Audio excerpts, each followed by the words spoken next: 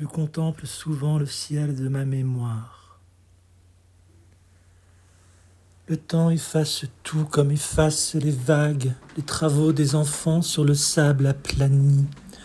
Nous oublierons ces mots si précis et si vagues, derrière qui chacun nous sentions l'infini. Le temps efface tout, il n'éteint pas les cieux, qu'ils soient d'opale ou d'étoiles ou d'eau claire. Beaux comme dans le ciel ou chez un lapidaire, ils brûleront pour nous d'un feu triste ou joyeux. Les saints joyaux volés de leur écrin vivant jetteront dans mon cœur leurs durs reflets de pierre, comme au jour où sertis, scellés dans la paupière. Ils luisaient d'un éclat précieux et décevant. D'autres doux feux ravis encore par Prométhée, étincelles d'amour qui brillaient dans leurs cieux.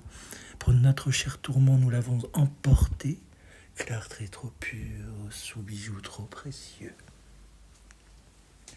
Constellés à jamais le ciel de ma mémoire, inextinguibles cieux de celles que j'aimais, rêvaient comme des morts, luisaient comme des gloires. Mon cœur sera brillant comme une nuit de mai. L'oubli comme une brume efface les visages, les gestes s'adoraient au divin autrefois, par qui nous fûmes fous, par qui nous fûmes sages, charme d'égarement et symbole de foi.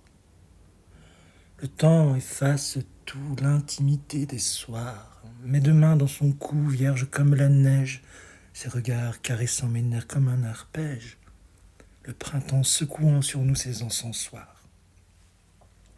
D'autres, les cieux pourtant d'une joyeuse femme, ainsi que des chagrins étaient vastes et noirs, épouvante des nuits et mystère des soirs, entre ses cils charmants tenait toute son âme. Et son cœur était vain comme un regard joyeux, d'autres comme la mer si changeante et si douce nous égaraient vers l'âme enfouie en ses cieux, comme en ces soirs marins où l'inconnu nous pousse. Mer des cieux, sur tes eaux claires, nous naviguâmes. Le désir gonflait nos voiles aussi rapiécés. Nous partions sous milieu des tempêtes passées, sur les regards à la découverte des âmes. Tant de regards divers, les âmes si pareilles. Vieux prisonniers des cieux, nous sommes bien déçus.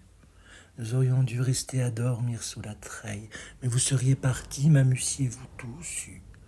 Pour avoir dans le cœur ces cieux pleins de promesses, comme une mer le soir, rêveuse de soleil. Vous avez accompli d'inutiles prouesses pour atteindre au pays de rêve qui, vermeil, se lamentait d'extase, au-delà des sauverait, sous l'arche sainte d'un nuage cru prophète. Mais s'il est doux d'avoir pour un rêve ses plaies, et votre souvenir brille comme une fête. Mozart, italienne au bras d'un prince de Bavière, dont l'œil triste et glacé s'enchante à sa langueur.